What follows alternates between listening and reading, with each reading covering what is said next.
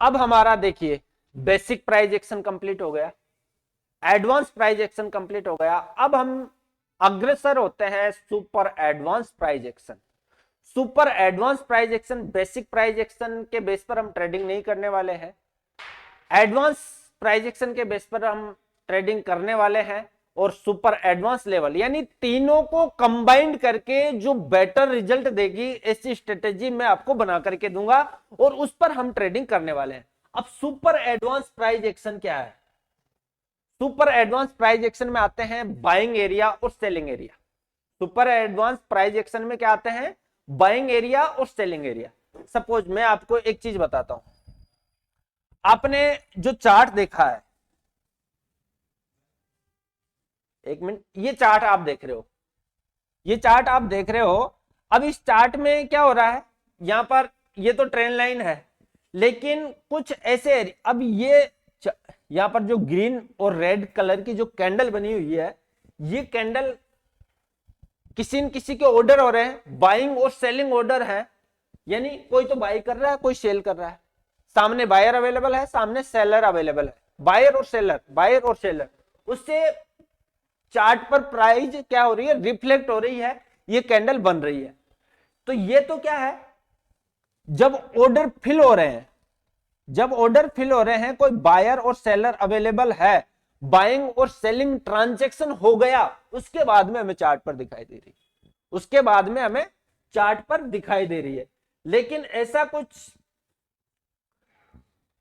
आपके पास कुछ ऐसा एक लॉजिक मिल जाए कि हमें चार्ट पर जो भी दिखाई दे रहे हैं, चार्ट पैटर्न्स आपने देखे, कैंडल स्टिक पैटर्न्स देखे, ये फील्ड ऑर्डर्स के अंदर आते हैं। सबसे पहले ये कॉन्सेप्ट आप समझो, फील्ड ऑर्डर क्या होते हैं? फील्ड ऑर्डर और अनफिल्ड ऑर्डर।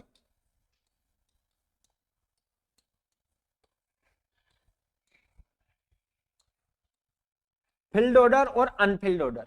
फील्ड ऑर्डर क्या होते हैं, अनफिल्ड ऑर्डर क्या होते हैं? फील्ड ऑर्डर तो हमें चार्ट पर जो दिखाई दे रहा है वो फील्ड ऑर्डर है, यानी उनका ट्रांजैक्शन हो चुका है। लेकिन अनफिल्ड ऑर्डर, यदि हम पहले से ही ये जज कर ले कि यहां पर अनफिल्ड ऑर्डर हो सकते हैं, वो भी किन के? ऑपरेटर के, इंस्टीट्यूशंस के। यानी जो बड़े बड़े ऑपरेटर होते हैं उनके पास हजारों करोड़ की कैपिटल होती है, लाखों करोड़ की कैपिटल होती है, तो वो उनके पास एल्गो ट्रेडिंग होती है, यानी कई लोग काम करने वाले होते हैं, वो एल्गो के बेस पर ट्रेडिंग करते हैं, बाइंग और सेलिंग डिसीजन लेते हैं।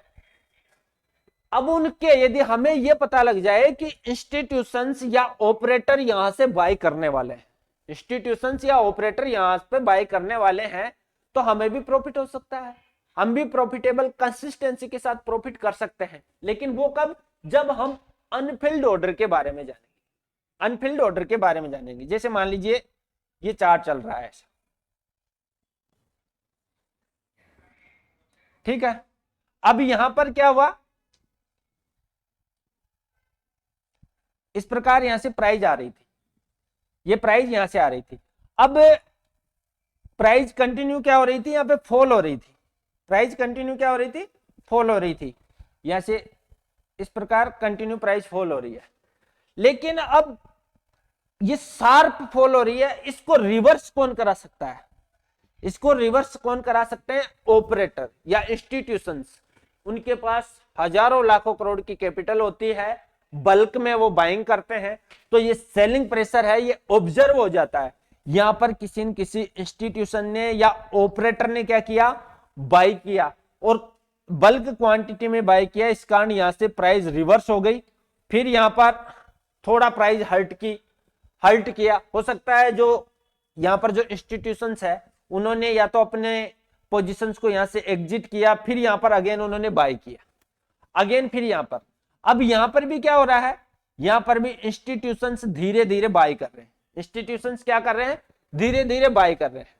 अब हमें ये कैसे पता लगे कि यहां पर इंस्टीट्यूशंस बाय कर रहे हैं? ये तो पहले से ही चार्ट पर दिख गया, ये ट्रांजैक्शन तो हो चुके हैं, लेकिन अब हम कैसे इनके पद चिन्हों को फॉलो करें, यानी इंस्टीट्यूशंस को हम फॉलो कैसे करें?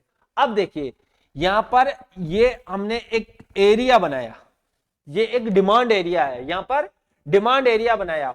अब जब कभी भी प्राइस यहां पर इस डिमांड एरिया में आएगी, जब कभी भी प्राइस इस डिमांड एरिया में आएगी, तो हम क्या करेंगे, क्योंकि अब हमें ये जजमेंट आ गया, क्योंकि यहां पर इंस्टीट्यूशंस बाय कर रहे हैं, यहां पर इंस्टीट्यूशंस बाय कर रहे हैं, यहां पर इंस्टीट्यूशंस बाय कर रहे हैं, यहां पर इंस्टीट्यूशंस बाय कर रहे हैं। तो जब भी प्राइस यहां पर आएगी, जब भी प्राइस इस इंस्टीट्यूशंस के सेलिंग एरिया बाइंग एरिया में आएगी, हम भी इनके साथ बाय करेंगे, क्योंकि इंस्टीट्यूशंस के जो बाइंग ऑर्डर है या सेलिंग ऑर्डर है, इनके पास इतने ऑर्डर होते हैं कि वो एक बार में ही उनको बाई नहीं कर सकते, सेल नहीं कर सकते।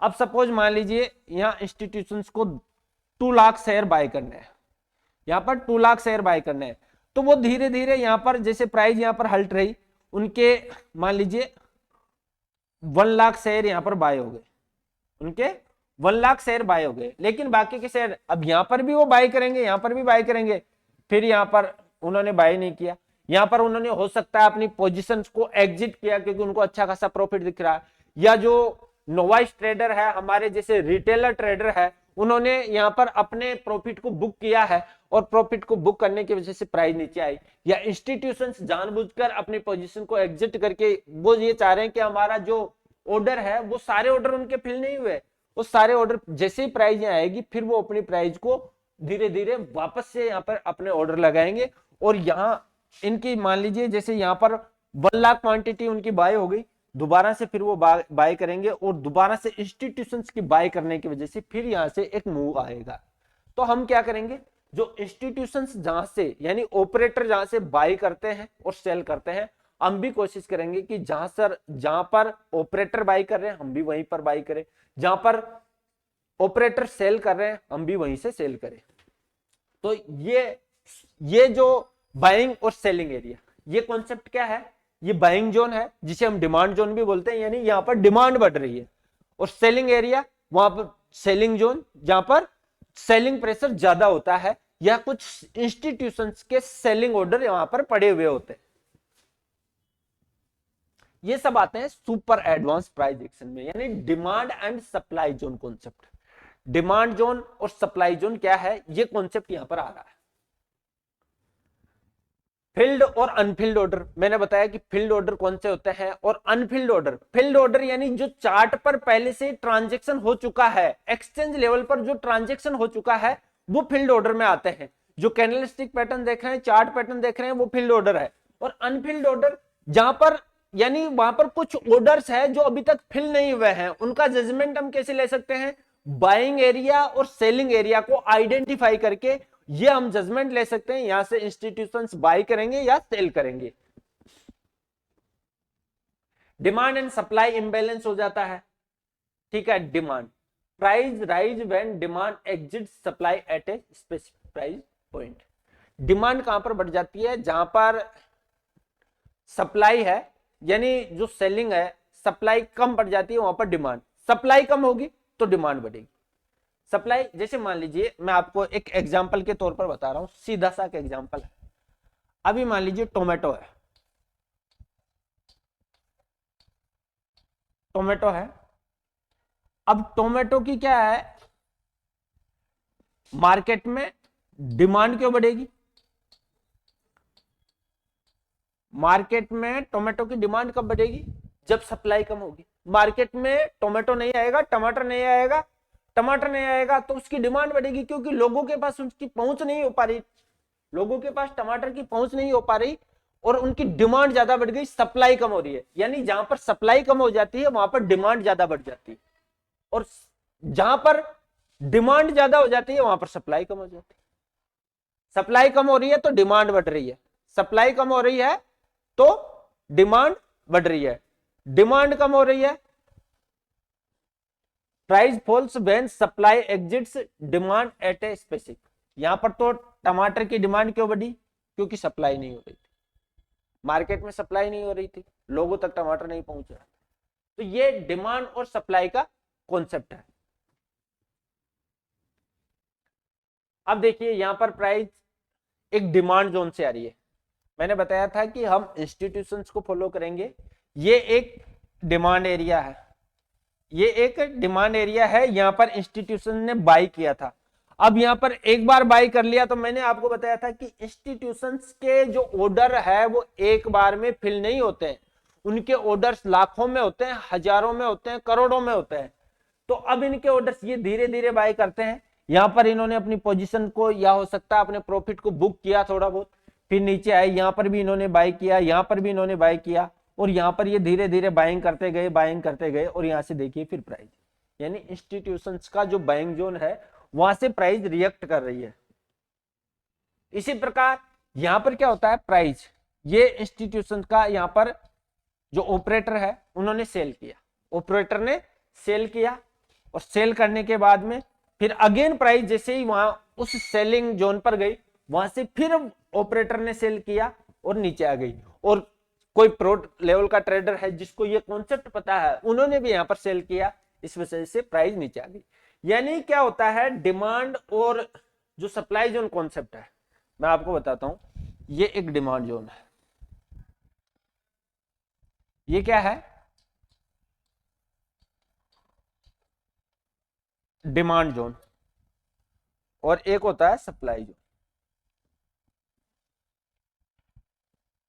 यह है सप्लाई जोन।